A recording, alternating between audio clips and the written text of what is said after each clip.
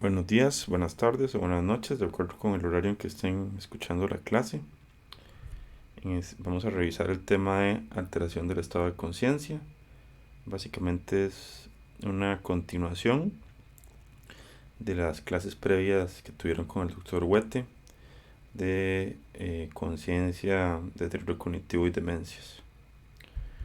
En relación con el contenido de la charla, vamos a revisar la definición de conciencia, que es el sistema activador reticular ascendente, la definición de coma, la exploración del paciente con alteración del estado de conciencia, el diagnóstico diferencial o algunos diagnósticos diferenciales de coma y específicamente mencionar algo de muerte encefálica, muy básico.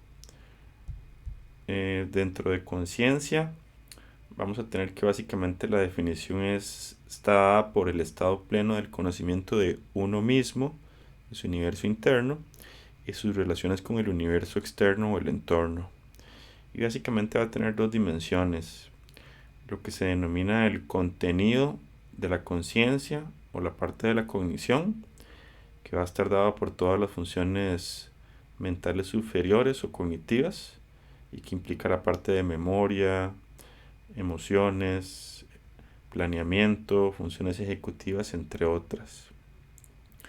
Y también tenemos la parte del estado de vigilia, el alerta o el despertar.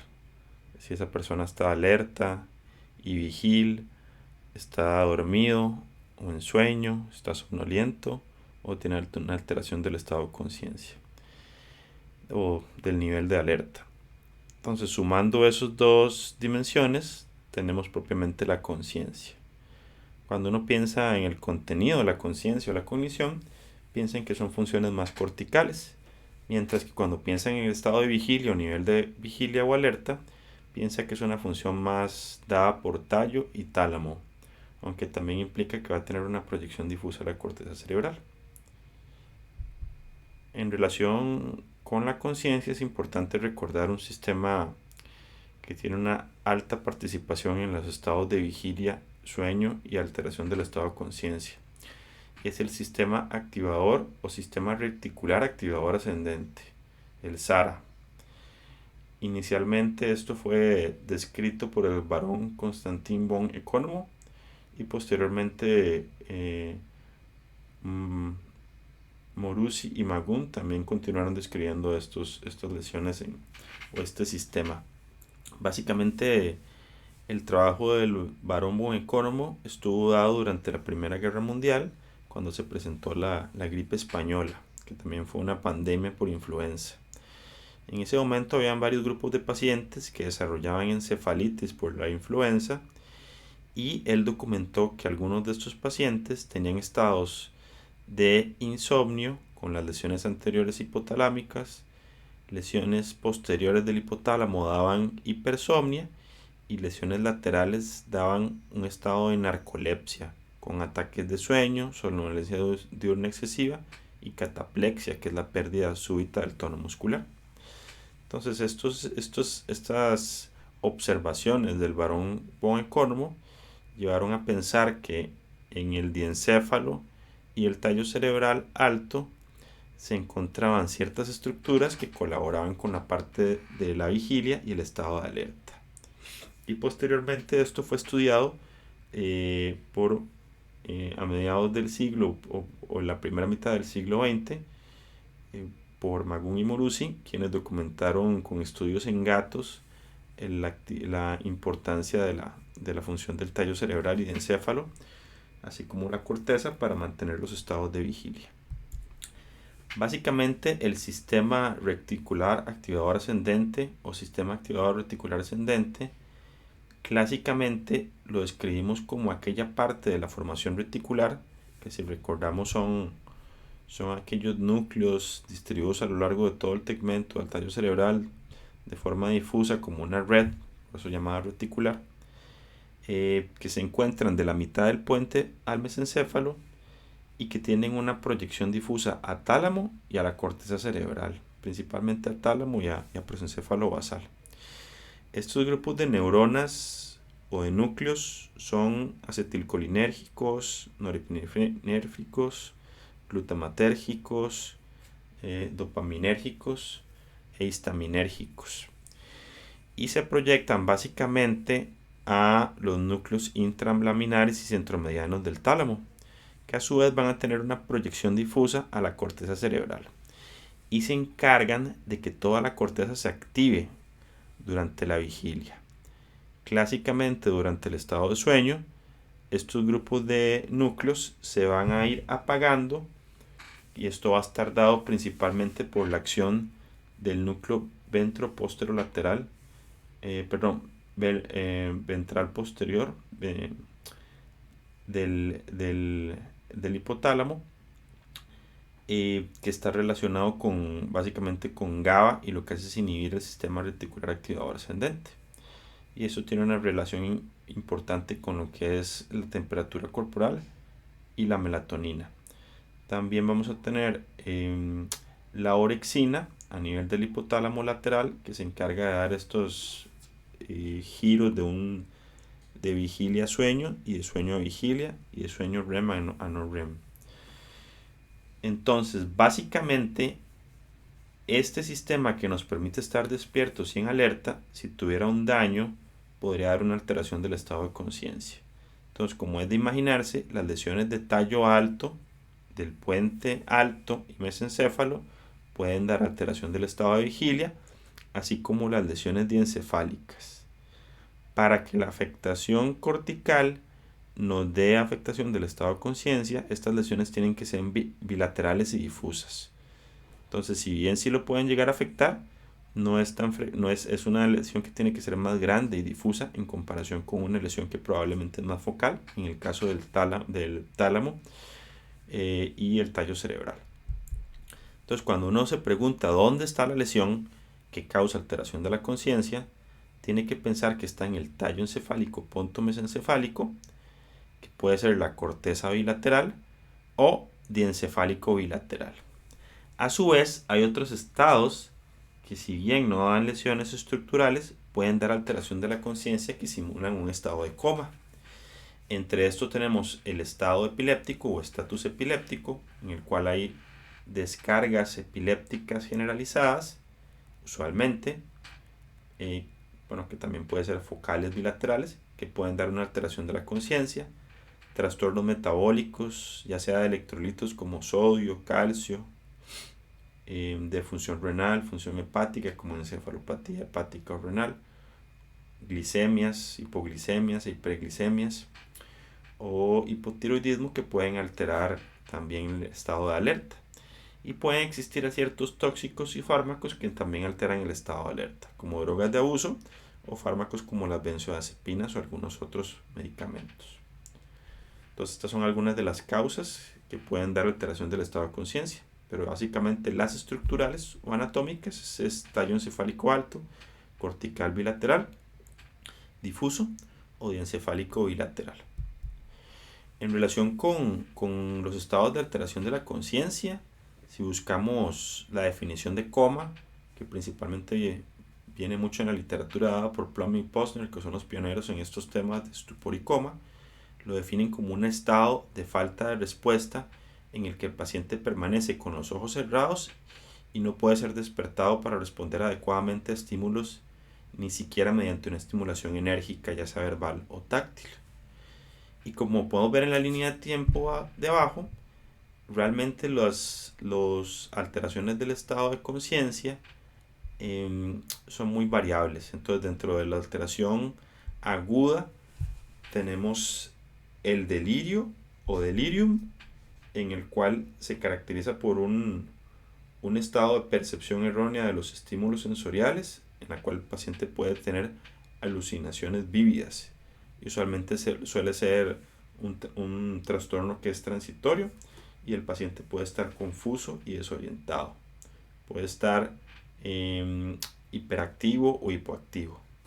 Después tenemos la obnubilación, que es un estado de embotamiento o tormenta o torpeza de las funciones cognitivas, en el cual el paciente presenta una disminución leve, moderada de su estado de alerta, que se acompaña de un menor interés por el entorno, pero que va a tener unas respuestas que son más lentas a los estímulos y puede dormir mayores horas de sueño o estar somnoliento.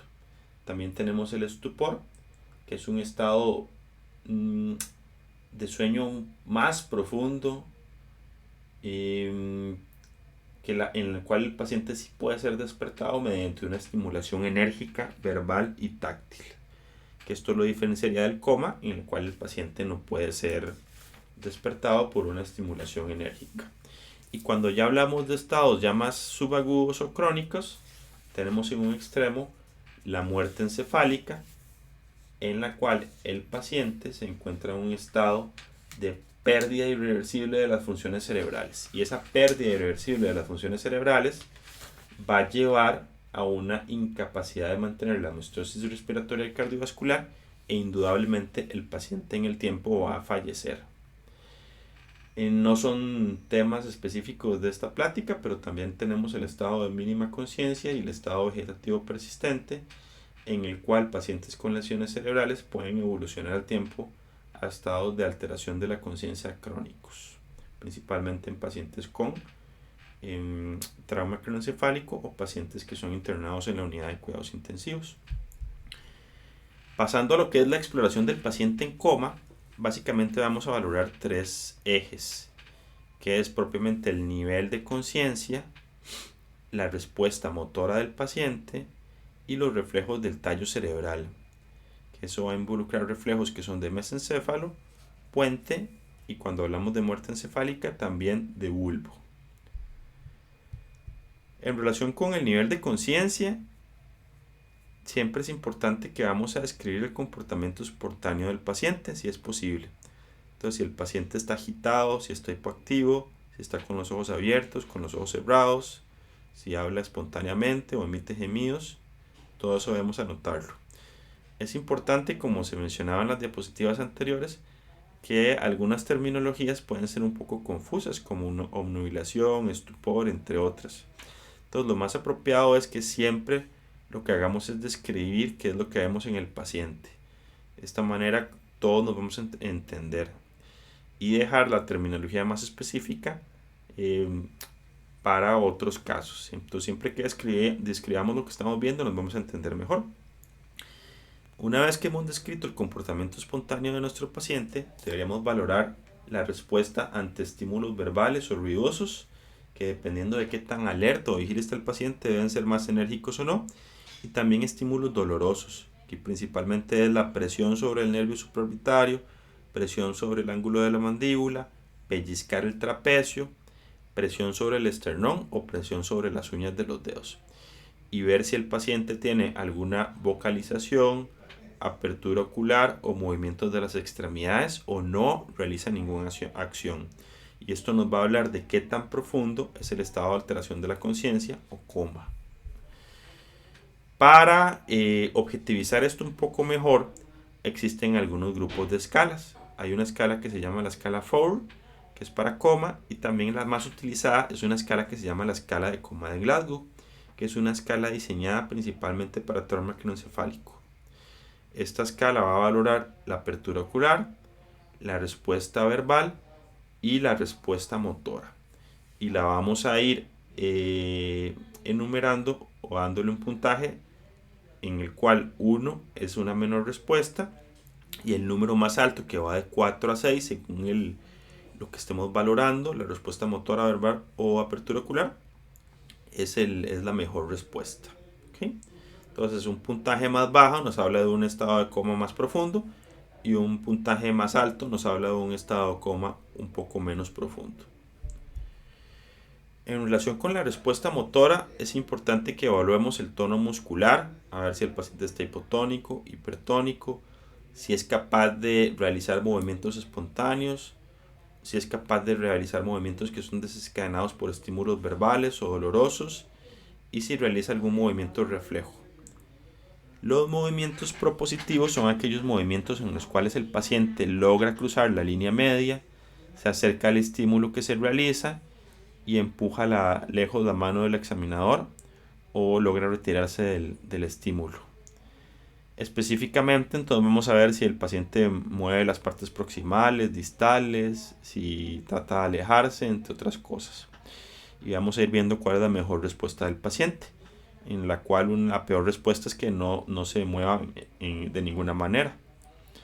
A su vez, también tenemos dos posturas bastante utilizadas que nos hablan de niveles de lesión. Una es la postura de decorticación, que nos habla de una lesión por encima del núcleo rojo, y otra es la postura de descerebración, que nos habla de una lesión por encima del núcleo vestibular y en el cual se pierde el tono del núcleo rojo. Recordemos que el núcleo rojo da el tracto rubroespinal y los núcleos vestibulares dan los tractos vestíbulo-espinales. El núcleo rojo dando un tono más flexor de extremidades superiores y los núcleos vestibulares un tono más extensor de extremidades superiores e inferiores. Entonces podemos ver en la imagen superior la postura de decorticación, en la cual se pierde la función de la corteza y las estructuras superiores, y el tono predominante, en vez de ser el de la vía piramidal, va a ser el tono del núcleo rojo. Entonces el paciente va a tener hiperextensión o extensión de las extremidades inferiores con aducción del el brazo, flexión del codo y flexión de las manos. Esta sería una postura de decorticación. Y en la postura de descerebración, que es una lesión que ya por encima de los núcleos vestibulares, el paciente va a estar con abducción del hombro o del brazo, va a tener extensión del codo, pronación del antebrazo y flexión de las muñecas. Y de igual manera con extensión de las extremidades inferiores.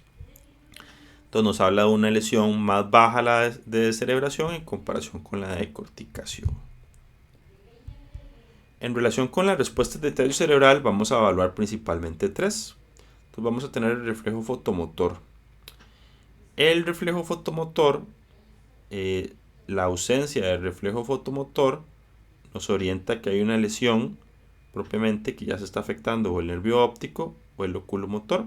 Pero la integridad, hablando del encéfalo, nos habla de mesencéfalo. Entonces, cuando hay ausencia de reflejo fotomotor con pupilas dilatadas, o sea, en lo cual predomina la vía simpática, nos habla de que hay una lesión que ya está comprometiendo el mesencéfalo.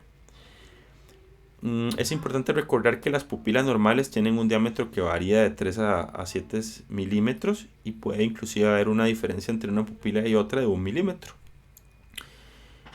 Cuando hay pacientes que presentan pupilas muy pequeñas, puntiformes, las lesiones suelen estar en el puente. Se llaman pupilas pontinas. Y en esta lo que sucede es que suele lesionarse la vía simpática y se preserva la vía parasimpática, por lo cual vamos a tener miosis en este caso, ¿okay? Con pupilas pequeñas o puntiformes. Cuando tenemos una dilatación pupilar unilateral, pues ahí lo que tendríamos que pensar es que hay un compromiso de un pedúnculo cerebral o el tercer par craneal. ¿De acuerdo? En relación con los movimientos oculares, vamos a revisar lo que son la respuesta oculocefálica y la respuesta calórica. Entonces, en la posición de reposo, los ojos van a estar viendo hacia el frente. La respuesta normal, cuando nosotros movemos la cabeza de un lado a otro, es que los pacientes fijen la mirada hacia el frente. Entonces los ojos se van a mantener viendo hacia el frente conforme giramos la cabeza. Esa es la respuesta normal. Cuando el paciente tiene lesiones pontinas y pierde estos reflejos, lo que vamos a tener son ojos de muñeca. Y el paciente lo que va a presentar es que los ojos siguen el movimiento de la cabeza. En este caso, a donde gira la cabeza, los ojos se mantienen viendo hacia el mismo lado al que gira la cabeza. Entonces los ojos no se mantienen fijos hacia el centro o hacia la mirada hacia adelante, sino que se van a mover con la cabeza. Y esto nos indicaría que hay una respuesta anormal, ojos de muñeca. Con la respuesta calórica utilizamos el agua fría. Vamos a utilizarla en un tímpano que esté íntegro, que esté limpio. La respuesta normal es que hay una versión de la mirada de los ojos conjugada hacia el lado donde usted estimula con el agua fría. Se estimula del lado derecho, los ojos van a girar van a hacer una versión hacia la derecha, y si estimula el lado izquierdo van a hacer una versión hacia la izquierda con el agua fría. Sí, va a haber un nistagmus compensatorio más rápido hacia el lado contralateral, pero la versión lenta y que va a estar más fija, la respuesta tónica, es hacia el lado que usted estimula. Puede existir una respuesta simétrica que nos habla de una lesión unilateral, pero cuando tenemos lesiones del tallo cerebral pontino, vamos a tener una respuesta negativa, y en este caso los ojos se van a mantener fijos hacia el frente. Nuevamente, que esto va acorde también con la respuesta oculocefálica o los ojos de muñeca. Finalmente tenemos el reflejo corneal. El reflejo corneal también nos habla de la integridad del puente. Entonces, en este caso, nosotros vamos a estimular la córnea, tiene que ser de los lados, ¿ok? Para que no haga un reflejo de amenaza y cierre los ojos involuntariamente al paciente. Y una vez que usted estimula la córnea a través de V1, la respuesta normal es que haga un cierre palpebral, que esto va a estar dado por el séptimo par craneal y se integra en el puente, y sería un reflejo corneal positivo. En pacientes con lesiones del tallo cerebral va a estar abolido o ausente el reflejo corneal. Otro reflejo importante que no está mencionado ahí es el reflejo nauseoso, en el cual vamos a estimular la orofaringe, y el paciente, bueno, la vía aferente es el noveno par, la vía aferente es el décimo par, y el paciente va a hacer una arcada como si quisiera vomitar. Dentro de los diagnósticos diferenciales de cosas que no son coma, vamos a tener principalmente estos tres.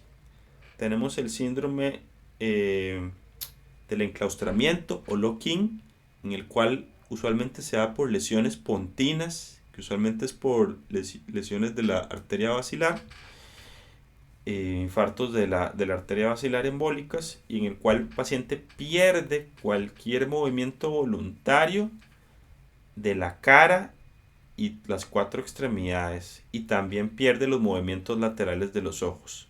Entonces solo va a conservar el parpadeo y los movimientos verticales de los ojos, ¿okay?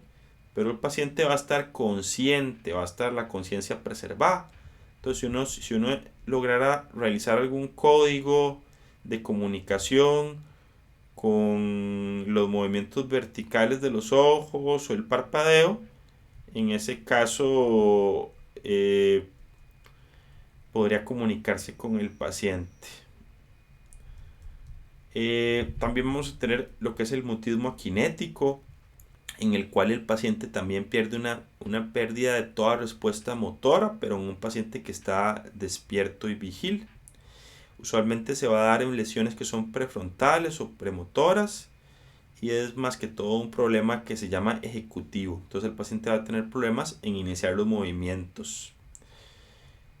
El paciente puede seguir con los ojos nuevamente al explorador, pero va a tener dificultad con el seguir las órdenes que le dé el explorador. No va a iniciar movimientos ni comandos, pero el tono, los reflejos posturales van a estar conservados.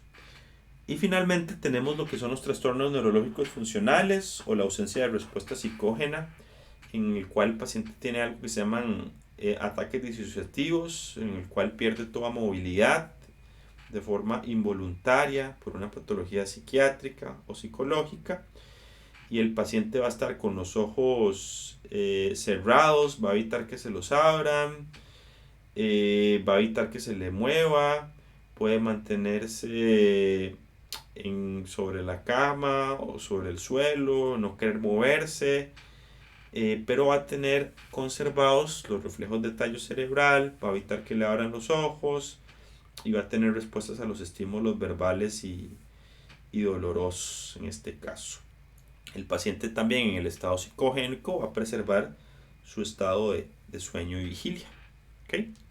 Entonces, en resumen, en el paciente en coma debemos valorar el estado, el nivel de alerta, y de acuerdo con el nivel de alerta en los pacientes con alteración de la conciencia, debemos valorar el contenido de la conciencia para poder clasificarlo como un síndrome confusional agudo, un delirio, un estado de coma, estupor, entre otros. O ver si más bien cabe dentro de algunos de los diagnósticos diferenciales de coma. Nada más para mencionarlos, finalmente, lo que es muerte encefálica, como ya mencionamos, en la ley está establecido como o podemos aquí citarlo, como el cese total e irreversible de las funciones de todas las estructuras neurológicas y todas por encima del foramen magnum, como lo es el tronco encefálico y la corteza cerebral. Así está definido por la parte de la ley en Costa Rica. De acuerdo con la legislación que uno revise, algunos mencionan que tiene que ser todo el encéfalo y otros refieren que con solo ya la pérdida de la función del tronco encefálico ya se puede diagnosticar la muerte encefálica. ¿Esto por qué es importante? Porque una vez que el paciente tiene una muerte encefálica, el paciente va, de cualquier manera, va hacia una muerte inminente, va a fallecer, porque se pierde el control de las funciones respiratorias y las funciones cardiovasculares, lo que lleva a una falla multiorgánica y muerte. Dentro de los pacientes que valoramos para muerte encefálica, tiene que haber ciertas condiciones o prerequisitos, y entre ellos está el que tengan un coma irreversible con una causa conocida, que claramente podamos diagnosticarlos, que tenga una presión sistólica por encima de 100, que no esté hipotérmico, que no tenga trastornos metabólicos o electrolíticos, que no tenga respuesta todavía de medicamentos sedantes. Se deben evaluar los reflejos de tallo cerebral y tenemos que encontrar que van a estar ausentes los reflejos de mesencéfalo, puente y bulbo, así como las respuestas de retirada al dolor, entre otras cosas. Y en caso de que tengamos ya los prerequisitos y el examen neurológico nos revele ausencia de función del tallo cerebral, se lleva a cabo una prueba de apnea para confirmar el fallecimiento.